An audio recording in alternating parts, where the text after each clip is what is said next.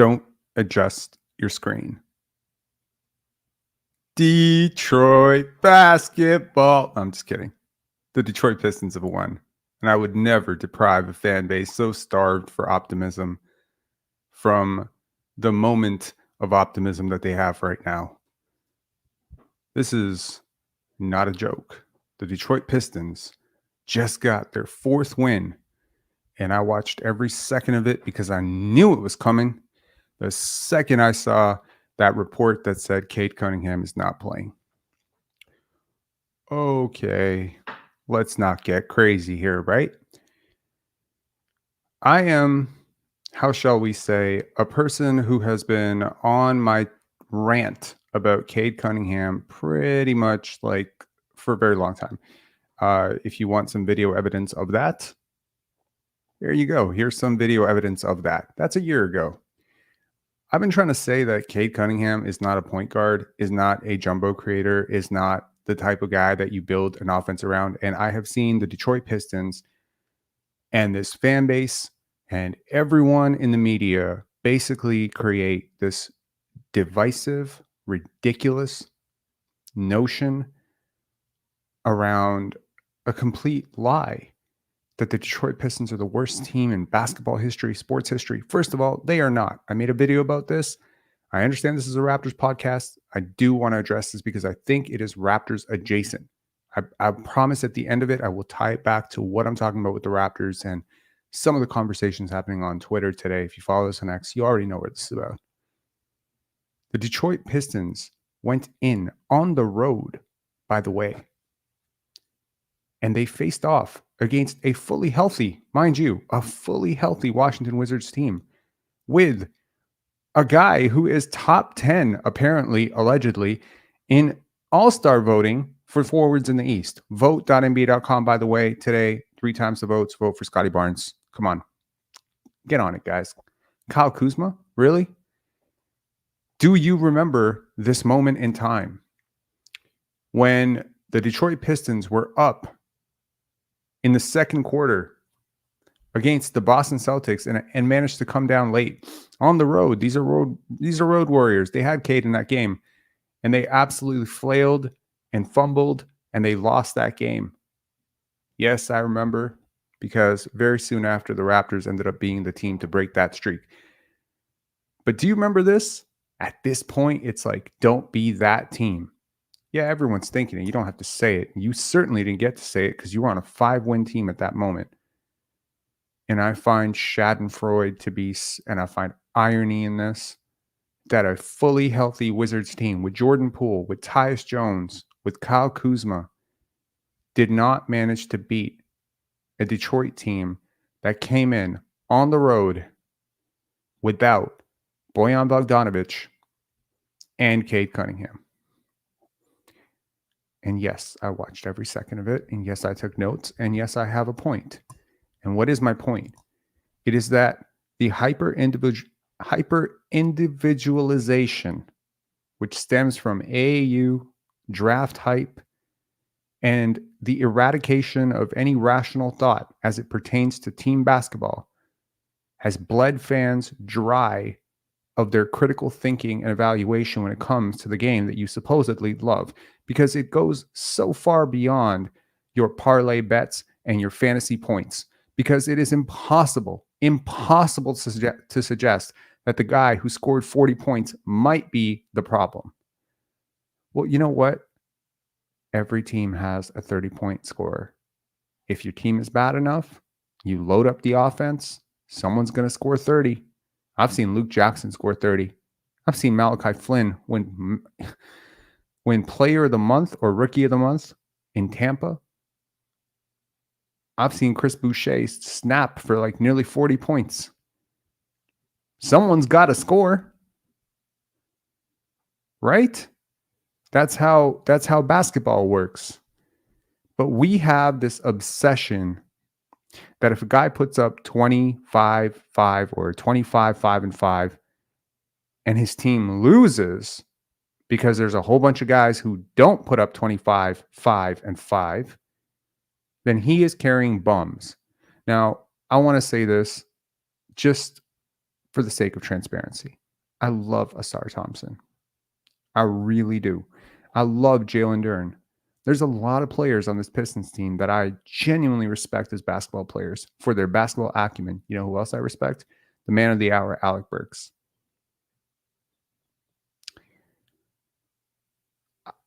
It's been heartbreaking in a sense to watch this team suffer loss after loss and be deemed the worst team in all of basketball and the worst team in all of pro sports because of an irrational miscalculation by people who are mathematically not inclined to come to rational conclusions about basketball.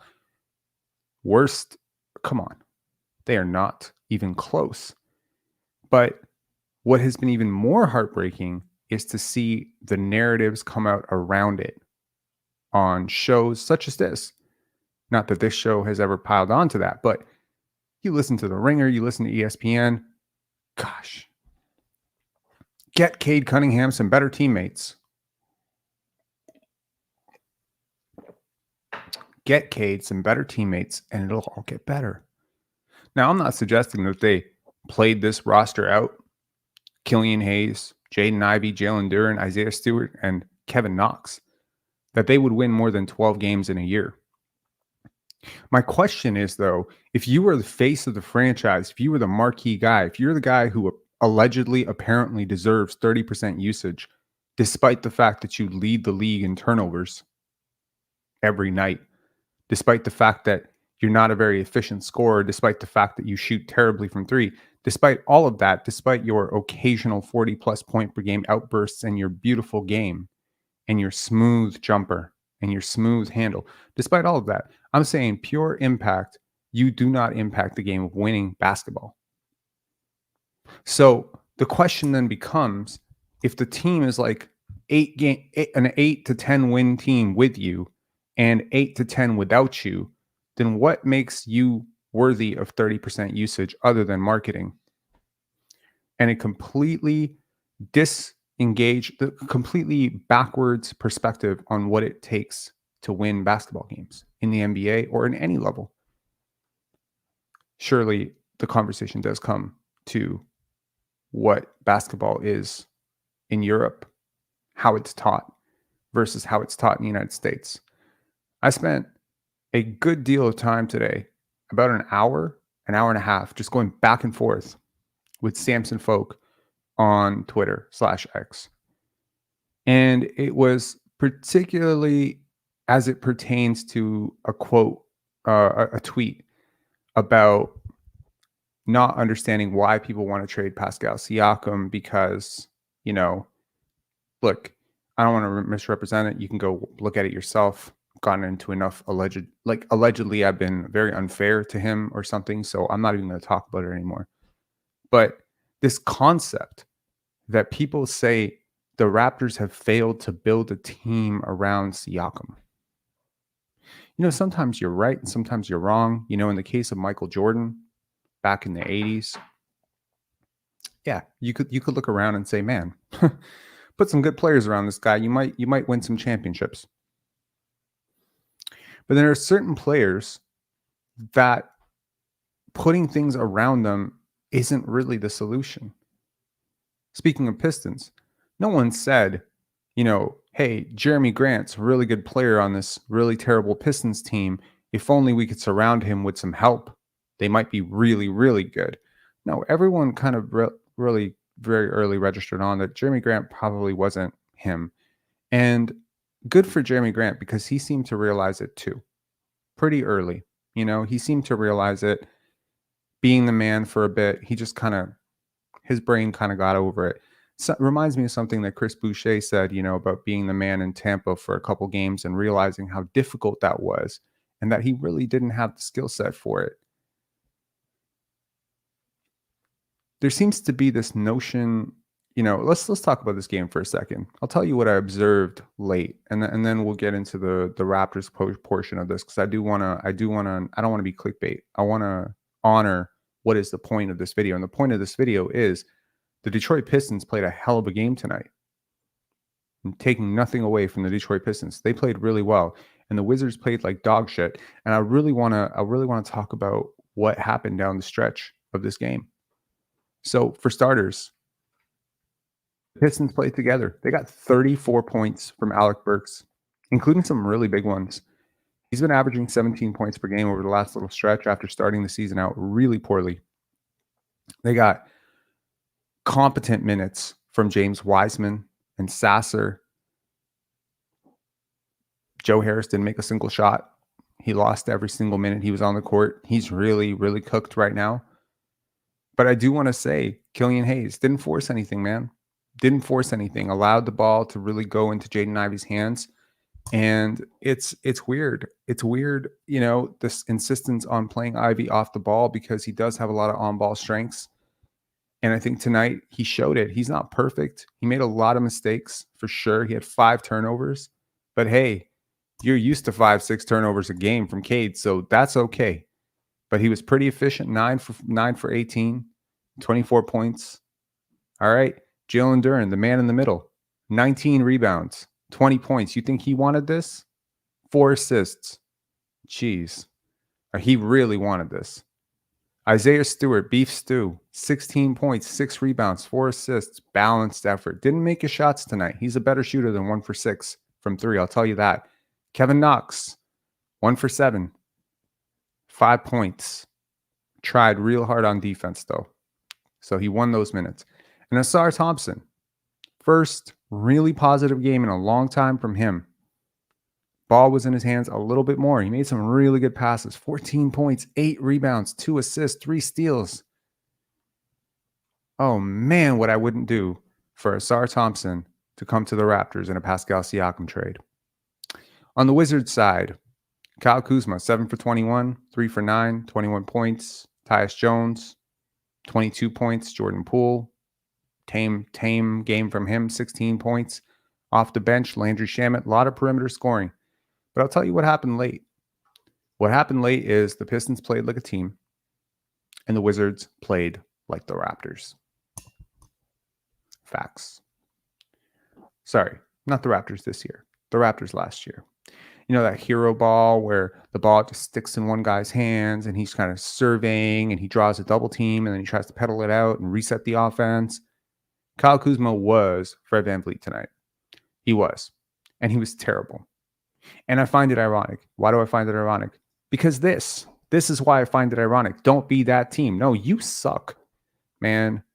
Like, Kyle Kuzma is what is wrong with basketball in so many ways, on so many levels. Jordan Poole. I mean, what are the Washington Wizards doing right now, man? What are you doing to my man Bilal Coulibaly? What are you doing to Denny Avdia, man? These teams should not be allowed to exist. The Pistons should not be allowed to exist. I think like 10 games into that losing streak, that team should have been demoted to the G League. You know how players, when they're not ready to play in the NBA, they go down to the G League? I think teams that are not ready to play in the NBA and have constructed a roster so poor should go down to the G League. Maybe it'll help build some confidence. Maybe it'll completely, force general managers who put these types of rosters together and put these types. I mean, look, I'm not trying to be mean. I'm just saying the Pistons have been terrible and they've played a lot of sticky isolation basketball. This is not a team that trusts each other. And tonight it felt like they did. And credit to Alec Burks, man. Credit to that dude.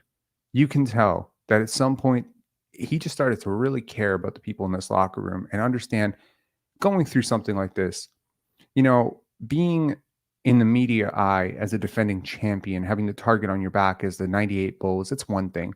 To be in the media talking space, everyone's watching your games because they just want to see you lose. You got idiot content creators saying, like, with big t-shirts saying, I flew from Canada to watch the Pistons break the streak or whatever. This is the world that we live in. And the world that we live in is void of meaning and structure and sometimes critical thought. So my critical thought is this: team basketball wins basketball games. Individuals lose basketball games. Unless, of course, those individuals are Michael Jordan, in which case they also lose basketball games because Michael Jordan, when he was outside of the triangle and outside of Phil Jackson, lost a lot of basketball games. A ton. This is a weird open forum for me to discuss a couple things that I really want to talk about. AAU basketball and the European way of teaching the game. Yes. Jared Krause and his widow being booed. These are just topics that I just don't get to talk about. And I just want to be able to talk about basketball because I watch a lot of basketball. I don't just watch the Raptors. I watch Pistons games. I watch Pacers games. I watch Magic games. I watch a lot of the league. I'm obsessed with basketball. And more, I see a lot of the game that I grew up watching dying. And I'm curious where it's coming from. I'm curious why load management even exists. Didn't exist back then. What about the good old days? Say, Rob. These max contracts, the all NBA shit, the media frenzy, the ESPNification of everything, the hot takes, it's not good for basketball. It's just it runs counter to this game. You know what I value about guys like Jonte Porter? And I'm going to drop a video on Jonte Porter some point this week for sure. And why I made an entire live about that dude. Because despite growing up in the AAU culture, somehow, some way, guys like him and Scotty Barnes and Emmanuel Quickly and Grady Dick, they didn't become that type of player. They didn't become that type of hyper individualized, what's in it for me type of player. I can't stand that type of player. It's literally all I'm against as a basketball fan. I hate watching that type of basketball. And yeah, I watch AAU basketball. I checked out AJ DeBance's team take on Cooper Flagg's team. But this is how we talk about it. Because if I tell you I watched Montverde versus Prolific Prep, you have no idea what I'm talking about. Right? It's a great game, by the way. Probably one of the best high school games I've seen since Oak Hill versus St. Vincent, St. Mary's. For the OGs, that's Carmelo Anthony, LeBron James facing off back in 2002. Very interesting game. Definitely go find it, watch it if you can. Awesome. Awesome basketball game. Jared Krause was right. Jared Krause was right. Organizations do win championships. Players don't. Players are on the court, but organizations put them in the right places. They hold them accountable. Jared Krause was a fantastic scout and a fantastic general manager. Notoriously cheap, very underhanded, very petty, extremely fragile, very short man complex, Napoleon complex, but very misunderstood. He was a genius. He gave Steve Kerr a chance when nobody did. And what has Steve Kerr become? He saw in Scottie Pippen what almost nobody else did. What did Scottie become? He saw in Dennis Rodman, Phil Jackson, the guy who was too much of a hippie to hire. He saw all of them. That's what wins you championships. Vision, structure, evaluating your own critical thoughts, critically evaluating your own thoughts and understanding and examining your blind spots and biases. That's what wins you championships. Being a general manager like Troy Weaver is what absolutely ends it makes you the worst team in the league, right? 4-36, despite beating the Wizards. Right now, the Pistons could literally run the table. They could win every single game for the next 42 games and probably still miss the playoffs. That's a dire place to be. That's a dire place to be. They're eliminated from the playoffs by the 40-game mark, pretty much. They're not mathematically eliminated yet, but they're pretty much eliminated. So what is there to play for at this point? We judge everything on the individual. You know, if Asar Thompson and Bilal Coulibaly, who have been structured into situations now to come off the bench for teams like this, with veteran leaders like Cade and Kyle Kuzma. I'm not saying Cade and Kyle Kuzma are comparable, but I'm saying like the guys ahead of them, the guys in their locker room, their coaches, their organizational staff, their general managers, both of whom are grossly incompetent and are not fit to do their jobs. Those are the people in charge of these young men and their basketball journeys. Basketball journeys that could, if they go right, net these guys almost $1 billion in career earnings. This is what's at stake. This is what's at stake. And if Asar Thompson decides to listen and buy into this concept and this culture of this team, and he doesn't keep a sense about himself, a season like this can destroy an athlete. 4-36, the media scrutiny, not to mention you're a scapegoat. You're not only part of the 3-36 Pistons, the worst team in the league going into today. You're the reason they're bad. Oh, Asar can't shoot. Really? That's the reason? James Wiseman's trash. That's the reason. Killian Hayes is trash. That's the reason. It's not the reason. I don't necessarily think that Killian Hayes has some sort of massive development juice, but I've certainly come a long way on him as a player. And I hope that almost every single player on this team, I wish I could run their career or their season out on another team and see how different people talk about them, how differently. And the situation that you find yourself in as a player in the NBA matters so much, the opportunity you're given and gifted. And it drives me crazy as a Raptor fan when I hear a take as absolutely backwards and batshit crazy as the Raptors never bothered to build around Pascal Siakam. They never bothered to give him a competent roster. This is the take, and you know where it's coming from. And people are just going with it. So here's my question. Fred VanVleet was allegedly an all-star. That happened. I didn't dream that, right? It happened. Okay. Scotty Barnes is the best player on this team right now, acknowledged by both sides. My side, their side. Everyone agrees. Everyone's in agreement. Some people aren't super happy about it, but they reluctantly agree that Scotty Barnes has usurped past whatever Pascal Siakam this year, and any year, frankly, but this year especially. Okay. OG Anunoby was one of, if not definitely, then most likely one of the top 7 to 8 small forwards in the NBA when you consider both sides of the basketball. Jakob Poeltl, when we traded for him last year, unless you're calling Masai Ujiri a liar, is a top 10 center. I argue he's not, but sure, that's what Masai said. Who am I to argue with Masai Ujiri? And according to Darko Rajakovic today, he's one of the top 5 big man defenders of the pick and roll. Okay. That's a lot of freaking talent, man. You may not think it's optimized talent, but where are we as a collective fan base where everyone but the guy who puts up 25 points is trash? Is it your sports parlays? Is it your fantasy league? Well, this guy does well for my fantasy team. This guy didn't get picked in my fantasy team. That guy is trash. The guy who got picked in the fantasy team is good. Stop box score watching, man. It's terrible. It's terrible for your brain. I think that in a lot of ways, we just don't understand where good basketball comes from, where winning basketball comes from, because we don't teach necessarily the things that are required to win.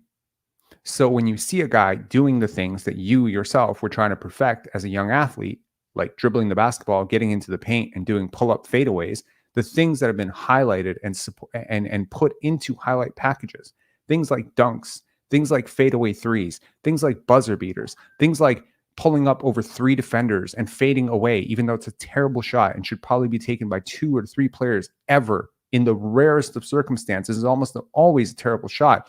But when a player hits a shot like that, you find yourself saying, that reminds me of that Jordan highlight, that Kobe highlight, that LeBron highlight. When a player runs down the length of the court and is chasing down a player who is 3 steps ahead of them, and they block the shot, pin it to the backboard, and flex, you're like, that's a star. We promote the stupidest ideas and wonder why athletes do the stupidest things. This is our culture.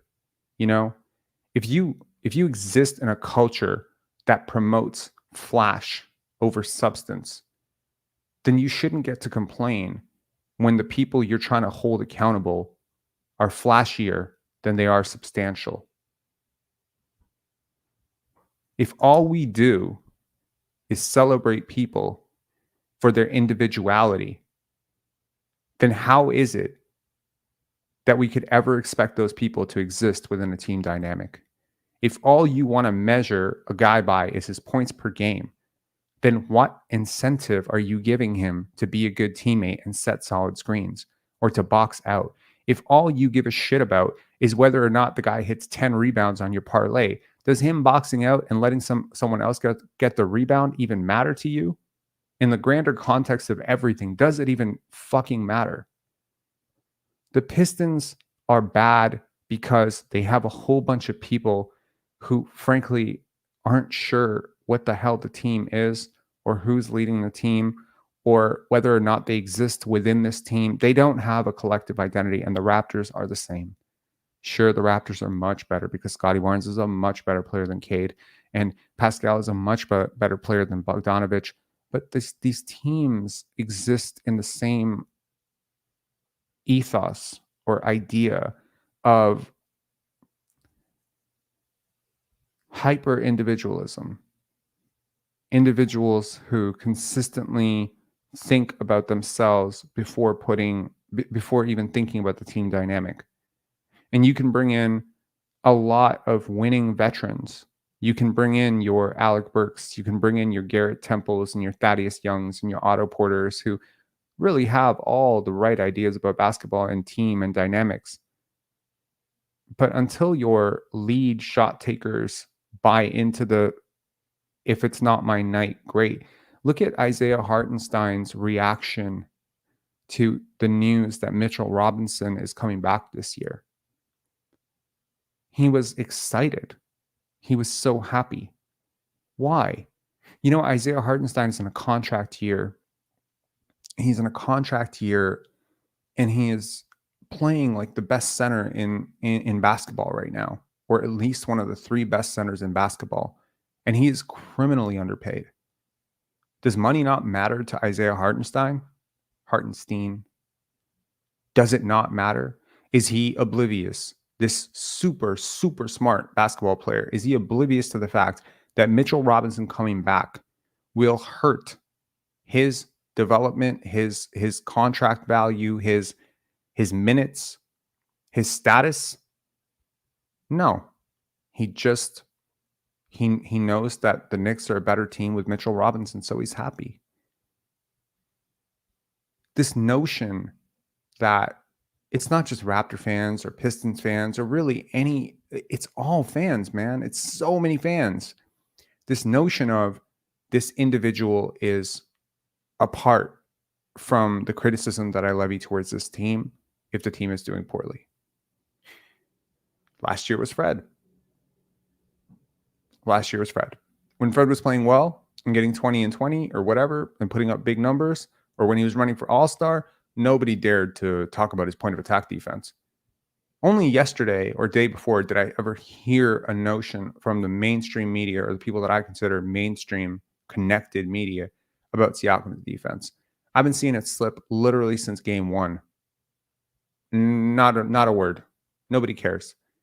That a team this long and this dynamic defensively with plus defenders at every single position, including coming off the bench, with the exception of Gary Trent, there's not a defensive liability that plays for this team. No, not Jonte Porter. No, not Precious Achiuwa. No, not OG Anunoby. Nobody. How the hell is it a team that is this skilled defensively, has been so bad defensively all year? Ask yourself. Make it make sense. Because you're refusing to hold players to the same standards that you hold other players. I love the fact that Scotty Barnes, in the absence of OG Anunoby, has excitedly taken on the responsibility of guarding the other team's best player. I appreciate that. And I appreciate guys like Asar Thompson who don't flinch at the idea of doing all the dirty work and grabbing all the rebounds. I love players like this. These are the players that made me fall in love with the game of basketball. Players like Carmelo Anthony, despite the fact that I did own his jersey and had a lot of love for Carmelo and Syracuse. But Carmelo, the NBA player, is exactly why sometimes watching NBA games makes me want to throw up. The game that's taught in Europe is very different than the game that's taught in the United States. And it makes it almost all the more of a beautiful thing when some of the kids that are playing in the United States, like Asar Thompson, like Jonte Porter, like Scotty Barnes, come up with better habits, and better mindsets about the game. These are true students of the game. These are the guys who studied the vintage tape, and they know how basketball is played outside of the context of AAU. In AAU basketball, for those of you who don't know, there's hardly any practicing. It's all an exhibit. It's all an exhibition. Ball is life. All of these things are trying to get kids younger and younger. Hoop diamonds, all of these things. It's all clicks. It's marketing the individual at the earliest age possible. So grade 8, Scotty Barnes, mixtape, done. Right? Jonte Porter had a great grade 8 mixtape too. So did Grady Dick. All of these kids at the age of 13 or 14 were hyper individualized to be apart from the team. They were a commodity. They were on mock drafts. They could imagine how weird it would be to be 15 years old today, honestly, to buy 2K, NBA 2K, to download the drafts for the next 3 years and to see yourself going number 1. What a deluded and weird concept. This isn't the case in Europe. This is not the case in Europe. You don't play 4 or 5 games in a weekend in Europe. It's not all about the individual. It's not all about exhibition. If you're one of the rare great players in Europe, the great youth prodigies in Europe, like a Tony Kukoc, Manu Ginobili, Ricky Rubio, Luka Doncic, guys like this, like you're brought along pretty slowly. There's a lot of practice, a lot of attention to playing without the basketball, a lot less attention to the individual skill sets. And yet it's interesting that when those players come over to the United States, all people can talk about is what they can't do. But man, when you get a team full of guys who buy into team concepts, you win championships. Really deconstruct the Chicago Bulls roster that won championships and ask yourself, how did they win championships? What exactly do they do that allows them to win championships? The framework of the triangle offense in itself dictates that you must be pretty smart to play within that team. Phil Jackson and Greg Popovich basically both preach movement offenses in different forms of movement offenses, but ultimately they're all preaching a system which is pretty equal opportunity. The triangle is not necessarily equal opportunity, but it does activate other players. It's not Jerry Stackhouse dribbles the basketball for 15 minutes and then takes a shot in the early Detroit days. Like Rick Adelman may not have won a championship with his, 03, 02, whatever Kings, but man, those teams were great. They were fun to watch, right? Mike D'Antoni may have had very misguided priorities when it came to defense. Maybe they were a little too ball dominant. Predictability is terrible. Basketball is a simple game. It is about physics. It is about the physics of disrupting defensive patterns in order to exploit offensive advantages. How great a player would you have to be to exploit a top-level defense all by yourself as your 4 teammates stand around and watch? I have heard some very quote-unquote credible, smart analysts, whatever, preach that Nick Nurse is a better coach than Darko Rajakovic tactically. What makes you say that? In theory, he might be, but he certainly wasn't last year. I shudder to think what Darko Rajakovic could have done to unlock a player like Fred VanVleet. As much as I despise how Fred VanVleet played, don't get it twisted. That dude, like if he had bought into Darko Rajakovic's system, he would have maximized him so much. I guess I'm just tired, man. I mean, sometimes I just get exhausted of bad basketball takes. I think the Detroit Pistons winning this game, hopefully,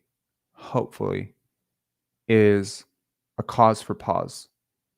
I hope that people will not do what I think people will do, which is basically make this all about how trash the Wizards are. It's not about the Wizards being trash. They play a trash brand of basketball, and tonight, a team that also plays a trash brand of basketball in the Pistons decided that they were going to play as a team, and they won. If you're a youth coach out there, preach team. If you're a high school coach, AAU coach, I know a lot of coaches watch this channel. I know that because I've had a lot of conversations with you guys. Preach team first basketball, man. Preach moving without the basketball. I get it. Finally, I'll end this on a very Raptor related note. I think Scotty Barnes is selfish. What the hell? Where did that come from? Let me explain. There is a balance between being assertive, being aggressive, being passive, and being selfish. These are not the same thing. Attacking when you have the basketball, being in a position where you are putting pressure on the defense will never be a bad thing. Scotty Barnes can put a ton of pressure on the defense. Why doesn't he? Is a really great question to ask. 7 games into this season, he was posting an 8.0 box plus minus. There are certain players that are all-stars that have never touched 8.0 box plus minus for a sustained 7-game stretch ever. They're all-stars. They've never touched those heights, though. He did. And for the next 30-plus games, he held it. Well, 32 games. He held it. He held serve over 6.0 box plus minus. He's currently down to 4.7. He has absolutely been exhausted defensively. But I just want to say, if this guy got out of his own way and really attacked and really got over whatever notions he has about being viewed as selfish for taking 25 shots, because I saw a real shift in his shooting profile the second he took those 15 threes, and the team lost. I think it was against Boston, if I'm not mistaken. Who did he take 15 threes against? I think it was against Boston. I feel like he just has it in his head. Like when people celebrate him too much, he has to give it back to the team. The most selfish thing that a superstar can do is not be a superstar. It's the truth. If Michael Jordan decided, hey, Steve Kerr, no, you run the offense right now, that's selfish. It's selfish because it's bad for your team. Selfish actions are not, guy takes 30 shots, he's selfish. That's stupid. Some guys should take 30 shots. Some guys should take 35 shots. It depends on how you take them. It depends on which ones you take. You don't have to finish every single possession you start, but you do have to start. And you do have to do it. And I, for one, am, I have a lot of patience. I'm a patient person to some extent. Yes, I am. I hope that Scotty grows out of this. Some guys don't, but he better, because he is too talented to stand around on offense for 6 minutes and stand in a corner and not demand touches. He is way too good, way too talented. And if I'm the opposing coach and he does that, I am thanking God. The next time the church collection plate comes around, I'm putting $100 in that church collection plate saying, man, I hope every time I play the Raptors, Scotty Barnes stands in a corner and waits for a pass. The second he goes close to the basket or initiates a pick and roll and gets downhill, it's collapsing the defense every time. And the one thing that super smart analysts allegedly think that he can't do is something that I absolutely know he can do. He did it consistently last game. He better do it tonight. He has to do it. And you know what? Honestly, put somebody else on. Like, your defense is trash right now. Okay. Will it be more trash if he gets off the ball? Maybe. Probably not, though. He's not the greatest point of attack defender on super quick guards. If he draws the matchup of Jason Tatum tonight, which I have no doubt that he will, that's probably a good matchup for him. But drawing matchups like, De'Aaron Fox and whatever, this is tough. This is tough for anybody. Give those matchups to Manuel quickly. If he fouls out, he fouls out. C'est la vie, whatever. And honestly, just elevate this guy offensively, man. You need to push him. And I appreciate the fact that he's taken that jump. And despite what people may say, his usage hasn't been down lately. But man, there were so many times earlier in the year where on the second unit, even with teammates on the court like Grady and Jalen McDaniels and Precious Achua, he's like deferring to those guys. And Darko Rajakovic talked about it in yesterday's media availability, where he said it's hard to lead in the NBA when you're young. That's also selfish. You're the best leader on this team. He is the best leader on this team. And every day that he does not speak up, every day, if he's not, I don't know if he's not, but if he doesn't speak up, if at some point he doesn't demand the room, shut the fuck up, I'm the best player on the team, this is how we're playing, we're not pounding, we're not doing this shit anymore, we're going to box out, we're going to do this, and guys, we're going to play harder. If he can't do that, if he's not going to do that, I tell you what, LeBron would do that. His hero, Magic Johnson, he would have fucking done that. He would have ripped into dudes. Magic Johnson, the forward-facing persona publicly, was smiley, happy guy. In the locker room, he was not that guy. And I know that Scotty grew up watching Magic Johnson tapes. Yo, my dude, there's no Kareem Abdul-Jabbars on your team. There's no James Worthies on your team. When Magic Johnson didn't have those guys, he would put up 60 points. No problem. So this is where I think that the messaging is wrong. Guy takes 30 shots is not always a bad thing. Guy takes 12 shots, not always a bad thing. Depends on what you're doing and how assertive you're being. And I believe Scotty Barnes must be much more assertive for the Raptors to be a good team. I also believe that RJ Barrett needs to continue being assertive and smart. I believe Emmanuel Quickley can be assertive and smart. I believe Pascal Siakam has been doing a great job over the last month and a half. He needs to continue doing that as well. The more you can pressure the defense, the better. Stay within your principles, continue moving the basketball, try your best on defense to box out, and you can win this game tonight against the Boston Celtics, who will probably be without Jaylen Brown. We will see how it goes. I will see you guys after the game. Let's see. Comments.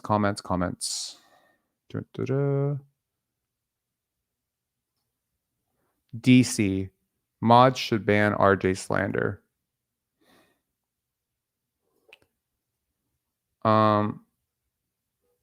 What's the Collins show details? Well, we do Collins after every single Raptors game. Win, loss, whatever.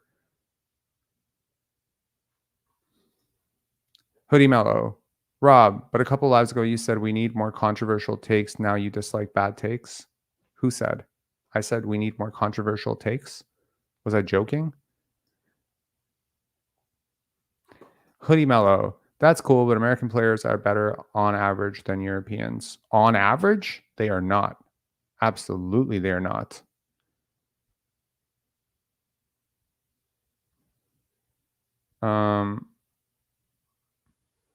Like, have you played pickup in Serbia, dude? Versus pickup in North America? Holy shit. You should try. No, they are not. I remember when we were young, we had a very young group come over from Lithuania. They played like in our not in our rec league, but like in a community center that we were playing at, and they were just practicing there. And it was like 4 of them, and they took one of us on their team.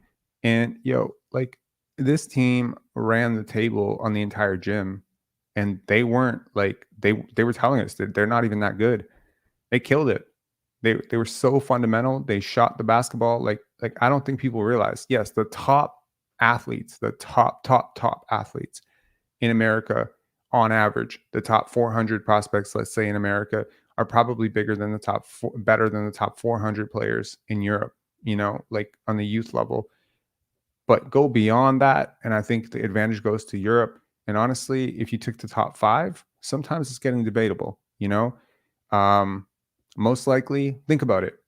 Who are the last 5 MVPs? Right? All international players. Take into account also that one of like the next first overall pick will be effectively, it will almost definitely be one of 2 guys, one of whom is French, one of whom is Serbian. So I think the game is growing really fast, and I don't think America is necessarily teaching the right things. And I think load management is a direct response to kids burning out in AAU. And frankly, it's pretty ridiculous that kids we have seen so much now of AAU. Okay. We have seen so much of it. Everyone talks about the NCAA being predatory. I don't think it's nearly close to as predatory as AAU basketball, the EYBL and everything. Like, it's crazy. It's not structured. It's stupid. It's like guys run up and down the court. They're trying to bounce. They're trying to get hype. because they want that first contract. And the NBA gets these guys in at their athletic prime at like age 20 or 19. And that's just not when human beings are supposed to develop. They're accelerating the development curve to an unnatural level, is what I'm saying. So guys like Asar Thompson, for instance, they just have an unusual number of miles on their bodies. And especially so for people who had like helicopter parents like Lonzo Ball. Like Lonzo Ball and LaMelo Ball have been injured throughout. Okay. There's a lot of kids who are pushed way too early into weight training and all sorts of stuff. And they just end up like really injured. They're playing through injuries because they don't want to disappoint this scout. They don't want to lose this, that. There's just a process to developing basketball players. And you know what? I'm really, really happy the Raptors went with a European coach, partially because I really believe that both he and Jama being international, in a sense, like Jama is international because he has like African roots plus Canadian roots, plus he's seen the world, is what I'm saying. I think these two really get how to develop, and development is not what the Houston Rockets did with Jalen Green. We just say, okay, go out 35 minutes a night and fuck up everything. It's not what the Detroit Pistons are doing right now with Cade Cunningham. It was just like, go out and fucking do this. No, man. Like if Cade Cunningham had become a Raptor, hot take territory, he'd probably already be an all-star. Okay. Pretty close. He came in super good and they have done nothing for him. Now, maybe that's athletic limitations. Maybe that's him. Maybe that's him not being healthy, all that stuff. I'm just saying, if Darko Rajakovic had Cade Cunningham for 2 years, he would be 2 times a player in 2 years. I just think that these coaches matter, and how you develop athletes matters. And the fact that, everything that's happening with Christian Coloco, Grady Dick right now, neither one of those guys really playing any substantial role for this season. And I just think that behind the scenes, the work that they're doing with those guys, knowing what I know about like who is in the room and how they operate and their track record, even so far, the early returns we've seen on Scotty and the early returns we saw on OG, and how much more effective I believe RJ and Emmanuel Quickley will be here. We're on the precipice of something brilliant, and I credit Masai Ujiri in the front office for doing something right. And what I do not like, and what I'm absolutely fighting against, is this widespread misinformation and complete slanderous accusations that they've done Pascal Siakam dirty, that they didn't build a team around him, they didn't give him a chance, he deserves this and that. I'm done with that conversation. I hate that conversation. It's a stupid conversation.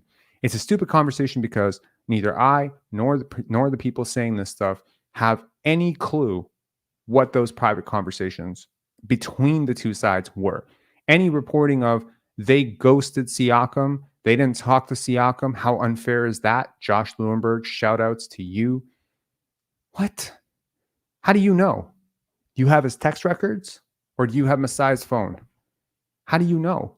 How can you report when you only get one side of the story? Because Lord knows you're not getting Masai's side of the story on this. The Raptors have been very, very tight-lipped. For the last 3 months, they have been super tight-lipped as they try to proceed through these trade negotiations. You think Masai Ujiri confirmed that story? Like, yep, we didn't talk to Pascal all offseason. That's not even true. It's not true. Don't ask me how I know, but like, it's not true. It's all just spinning this agenda about poor this guy. And I'm sorry, like I'm making a Pistons live on on what is largely a Raptors channel. I'm not trying to get people to unsubscribe and hate this channel because we're deviating too much. But I do think that the Pistons are a brilliant exploration in what happens when you don't build a team as a team, but rather as an individual who is being, marketed as a savior or a first overall pick or whatever the hell he is. And everyone else is just kind of his merry clan of men and his lackluster supporting cast. And I simply don't buy that. I have eyes. I can see that Asar Thompson is more than what he is, more than what he's used as. But it's hard. It's hard to succeed when your 30% usage guy is so ineffective. But it's also hard for an average NBA fan to see that on a team that's losing, that it could ever be the guy who's scoring 30 points, that it could ever be that guy that's wrong. I guess that's what I'm saying is you never know until you take that guy out of the equation what the team really is. Peace, guys. Hit subscribe, hit like. I'll see you guys after the game.